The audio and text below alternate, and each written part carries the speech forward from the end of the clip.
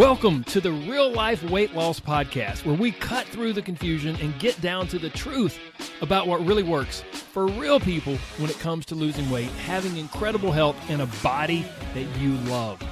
We believe that losing weight is really about gaining life, doing things you never thought you could, having renewed confidence, and enjoying your body more than ever. I'm your host, Corey Little. Now let's get to it.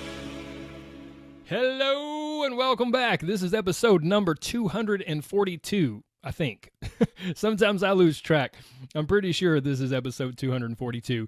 Here's what I do know. Today, I'm going to explain a completely new way to look at and think about weight loss. I really believe it will be incredibly freeing and stress relieving for you, but that's not all. I'm also going to explain two things that you may not have, but you really need when it comes to weight loss, when it comes to really a lot of situations in life.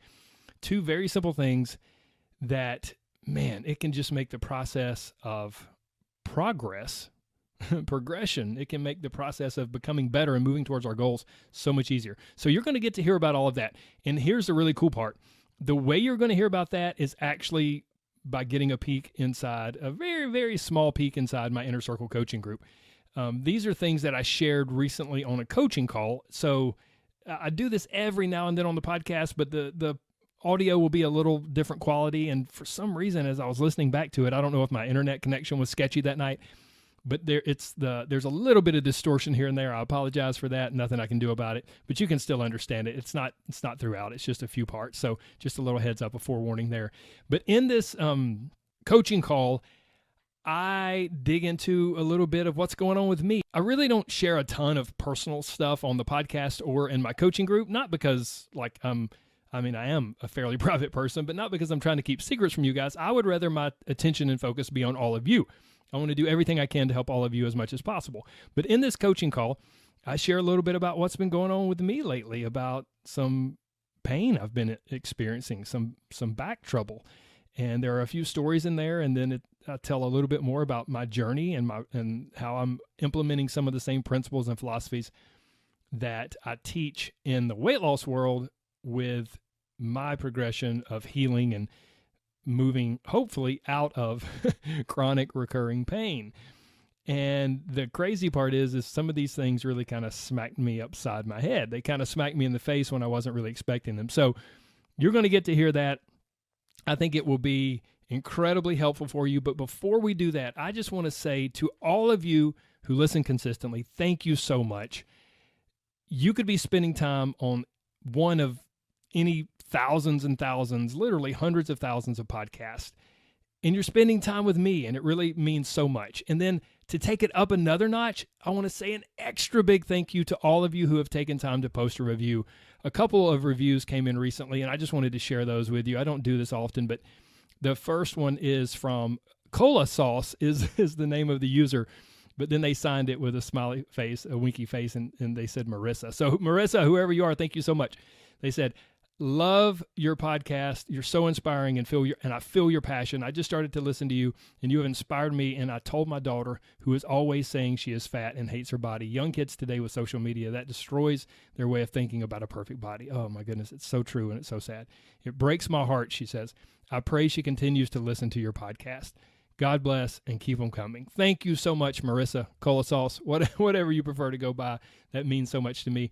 And then the next one is by Kel Dog, I think, and they said, real life weight loss is fire. Corey's podcast has helped me so much. I look forward to each and every episode. I'm just bummed I didn't have this podcast in my 20s. And you know, that's funny that you share that, Kel Dog, because the majority of people in my coaching group are in their mid-30s all the way up to 60s. There's even a handful of people in their 80s. It's unbelievable. It's incredible. But one of the recurring things, we do have a few people who are in their 20s. And one of the recurring things that people discuss in the coaching group, they're like, man, I wish I would have been exposed to all of this, all of these teachings and all of these different principles in relation to my body and body image and weight loss. I wish I would have had this in my 20s. And it's so funny. Kel Dog shares that here. I look forward to each and every episode. I'm just bummed I didn't have this podcast in my 20s. I listen to them in my car, on a walk, or to start my work day. Probably my favorite part is how much he talks about the mental aspect of weight loss. It really is such a mental thing. The podcast and his approach is so realistic, and what he says works and is doable. Thank you. He's down to earth. Thank you again, and just speaks common sense. It's so nice to know that you are not alone in your weight loss journey. I haven't joined his inner circle yet, but may look to it in the future. Give his podcast a listen. You will not regret it.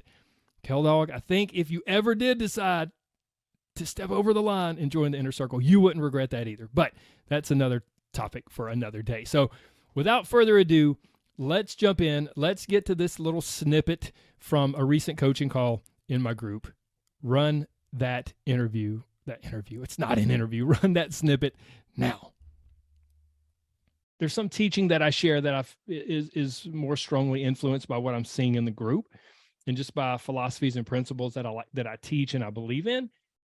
This is more of an instance of me traveling through a journey in my life, a process in my life, and going, okay, Corey, you need to practice some of your own philosophies and principles in your life and in your journey.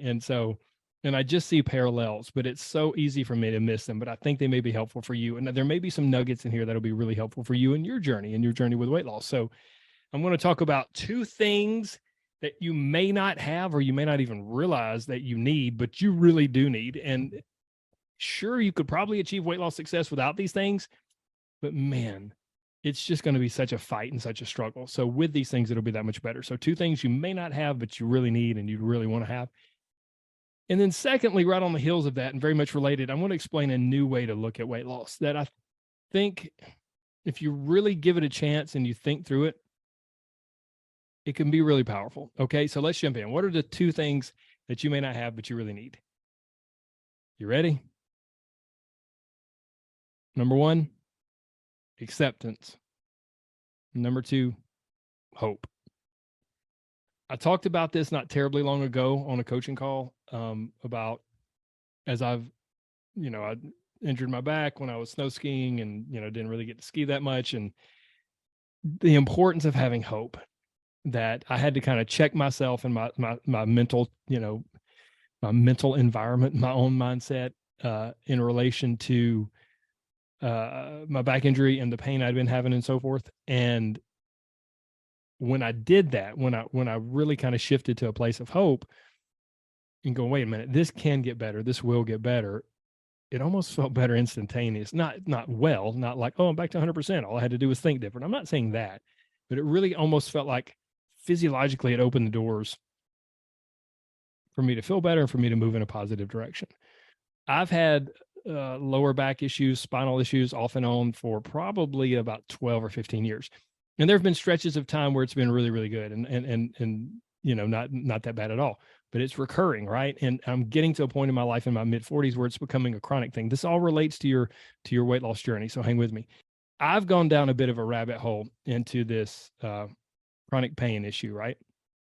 And what's fascinating is that there are a lot of researchers out there that talk about the importance of your mindset in relation to chronic pain. And one of them literally said, if you want to change your pain, it may be necessary to change your brain. And I was like, oh, I'm suing them.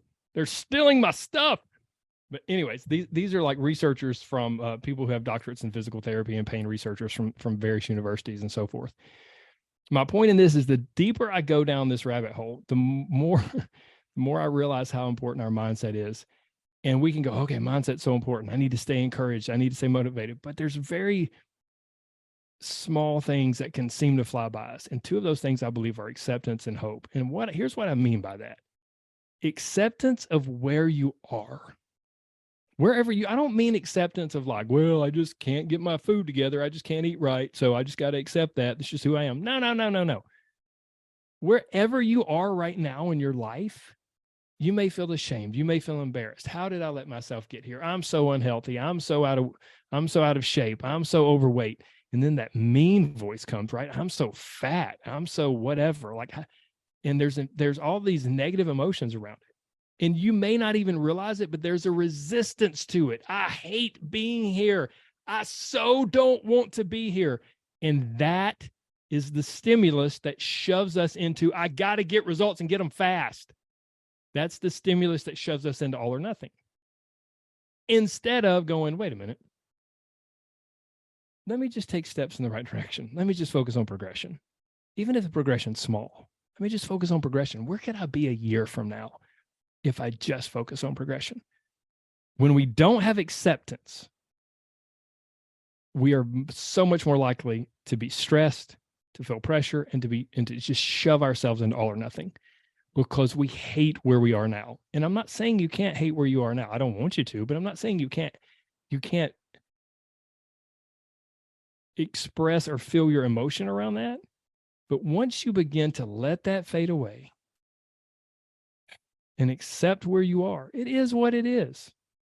Acceptance of where you are. Once you do that, I believe it really opens the door for you to move in a positive direction, and it will be so much less stressful. Acceptance. The second thing, though, is hope.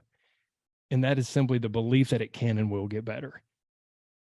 So here's part B of my whole chronic lower back stuff. My lower back had progressed really well, and since my ski trip roughly a month ago, about 4 weeks ago. And it was to the place where I wasn't really working out much, but I could do like, oh my gosh, I could take a shower without like feeling like I was going to wind up in a knotted up ball in the bottom of the shower. I could go for walks. I could do daily things. I could sit at my desk without worry about I could do like basic life things, right? I could even work in my garden a little bit, and it was amazing.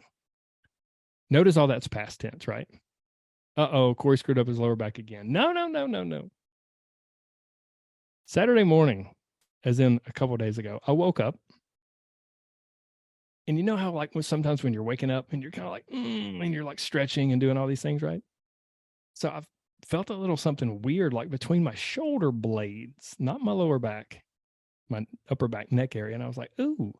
So I got up, moved about, and I was like, man, my neck feels kind of tight. And it got tighter and tighter and tighter and tighter throughout the day Saturday. And then Sunday morning, I wake up and it was okay, but it was like, man, this is like a horrible crick in my neck. And I've had things like this before, and usually they go away in a day or two or whatever. My wife and I are sitting at church on Sunday morning, and I take just like we all do sometimes, right? I'm sitting there and paying attention. And I took a nice deep breath. And when I took the deep breath, I felt something pop, and I felt a streak of pain shoot up my neck. And the rest of Sunday sucked. And my wife was like, Corey, this isn't fair. This is not fair. You've not done anything stupid. Like you're not out trying to power lift, whatever. My point is this. Chronic pain, the way our body treats us sometimes, it's not fair. Weight loss, how fast or slow your results are, sometimes it's not fair. Complaining about that, whining and crying and moaning about that, while it's okay to express those emotions, but getting stuck in that is not helpful. And here's the thing. I began to have, for a few moments this weekend, a little pity party. Like, are you kidding me? Just inside, right? I didn't say this out loud, but inside, I was like, are you kidding me? My lower back just kept me from skiing. And it's just gotten better. And now here I am. All I want to do is just do some work in my garden this weekend. Absolutely beautiful weather here in Georgia. And I didn't do anything stupid. I didn't do anything to deserve this. And here I am. I just slept and I woke up. And then here I am. And I can't hardly take a deep breath or bend over. Are you kidding me? This isn't fair. And I began to resist it, and I began to resent it, and I began to almost be angry. And so I forced early in the day on Sunday, I was like, screw it, I'm going to do what I can. So I went out to my garden and I forced some work in my garden, and I paid for it. Last night, I was barely able to sleep. Couldn't get comfortable. Pain all through my upper back, all up my neck, because I forced it. And then this morning I woke up and I didn't feel rested because I hardly got any sleep. And my brain was just swirling towards all these like worst case scenarios. Oh, you've ruptured a disc. Oh, you've done this. Oh, you're going to have surgery, right? This is what the bully does. You're never going to lose weight. You're always going to be fat. This isn't going to work. That didn't work. This isn't going to work. You're never going to get it. You're never going to lose this weight. Your life's going to be terrible. Everybody hates you. Nobody loves you because you're fat and you're terrible and you don't show up for yourself and you don't have integrity, right? All these things. Mine's just different because my beast right now isn't being overweight. It's pain. So my brain was going to all those worst case scenarios, catastrophizing, just like some of your brains do, I'm sure, when it comes to your weight and your body. We get stuck in this emotional moment. And so finally today, I was like, I just had this moment. I was like, I'm tired of this. And so I just was like, you know what? It is what it is. And I just accepted it. And just like when I did it with my lower back, almost instantaneously, I felt tension come down a few notches in my body. I just accepted where I was. And I thought, this will get better, you know? And here's the thing, don't miss this. I thought, it might not get better on my terms. I want it to be gone now. It's been 2 days. It's ridiculous. It's basically like a terrible crick in my neck. Well, no, maybe it's something worse. Who knows? But it may not happen on my terms. But it'll get better. It'll get better. And there's all kinds of solutions that I can try to help it get better. So, acceptance with where you are now. And number 2, hope. The belief that it can and will get better. Those 2 things, my friends, will serve you tremendously well. Okay? Now, right on the heels of that, let me share this. I believe there's a new and different way you should look at weight loss. And this is something I've really tried to embrace with my journey through, and I hate to say chronic pain because there's so many people who are in so much worse pain and shape than I am, but I have chronic recurring pain in some ways, in some areas, right? Sometimes all it takes is just a good night's sleep. So for me, I have to shift the way I look at dealing with this pain, right? Because what I've done in the past, I'm ashamed to say it because it's exactly what I preach against in the weight loss world. But what I've done in the past is I'm going to do physical therapy. I'm going to do enough stretching and physical therapy to get me out of this pain so that I can go back to my life. This pain is a problem. I want to do what I need to do to get rid of it. And then I'm going to go back to the very things that got me that put me here in the first place, which is exactly what we do with weight loss, right? So maybe, now everything I'm about to shift to weight loss here, right? Because I want this to relate to you and not to me. So maybe we need to stop seeing things. I need to stop seeing my pain. You need to stop seeing your weight loss and losing weight. We need to stop seeing it as a problem to solve and to just get past. And we need to start seeing it as an invitation to something different. Because everything that's old in our life is what got us where we are. And we think, okay, here's my whole life, and now I have this one problem. Now, if I can solve this problem and get it out of the way, then I'll be fine. No. That problem happened because of everything that led up to it. We need an invitation down a new path. And in reality, whether you think you grasp this or not, you have 2 invitations. One is to stay where you are and to keep doing what you've been doing. And even if you take a little detour and you do some diet, or even if you consider this a detour and you're like, I'm going to do this for 6 months and see if it works. No, it's not, because once you're done, then if you go back to what you've been doing, you're going to keep getting what you've always gotten. So your first invitation is to stay where you are and to keep doing what you've been doing. Your second invitation is to begin creating a new life, to begin creating new habits, and your body will follow. Your body will change, and your brain will change in the process as well. Stay where you are. Begin creating new habits. Begin creating a new life, and allow your body to follow. This is why I say weight loss is like a side effect. So this is the fork in the road. This is a fork in the road for you. This is a fork in the road for me. I can begin to change my activities, change my movement patterns, change how I work out, change how I address my body, change how I address my pain.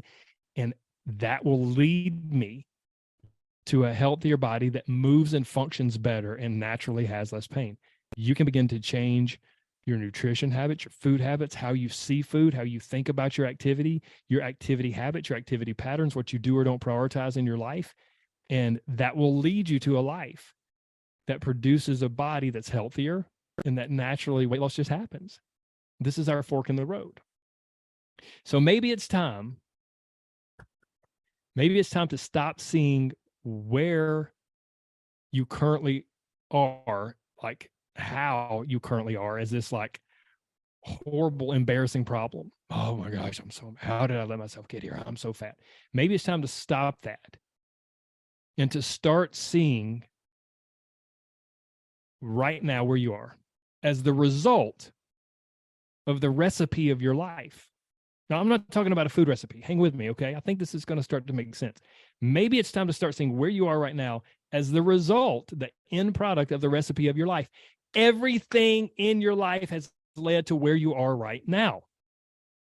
How you were raised, your childhood experiences. Yes, your genetics, absolutely.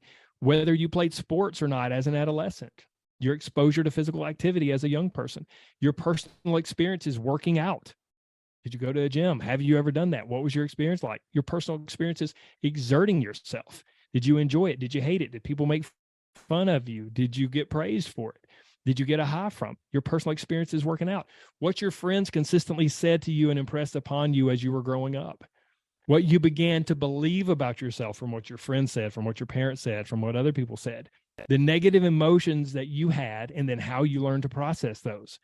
The positive and negative experiences that you had in relation to your body. Traumatic events. There's 3 big ones that come to mind for me: divorce, death, and sickness. Not in that order, but those are 3 really, really big ones. Did your parents get divorced when you were young? Did that scar you deeply? Maybe you've gone through a divorce recently yourself. Maybe there's death. I know that my mother dying unexpectedly has shaped me mentally and other aspects of my life. Maybe there's a tremendous sickness. Maybe some of you are cancer survivors. Maybe some of you, your spouse or a parent has survived some terrible sickness or has a terrible sickness right now. Also, your financial situation and stressors around that. Also, what you prioritized, even if you didn't realize that you prioritized it. We all prioritize things in our life, gang, and we don't even realize it sometimes. Jessica's getting a PhD in the group. Now, she wants to lose weight as well. So whether Jessica realizes it or not, she has prioritized her education right now over her health and fitness goals. And that's okay. Jessica is way more educated than me. I prioritize health and fitness and weight loss over education. I do have a couple of degrees, but nothing like a PhD, nothing like Jessica, right? So when we look at this recipe of our life, what have you prioritized? Even if you didn't realize you prioritized it. And it doesn't stop there. What did you eat when you were growing up? What are you accustomed to eating? What do you eat now? Why do you eat that? Is it purely for taste? Is it purely for convenience? Is it to process emotions? How do you talk to yourself? And what do you think you should look like? Is there an image in your head? Not just what you want to look like, but what you think you should look like? And what have doctors said to you? Have doctors said things that have scarred you and shaped you and what you think you should be?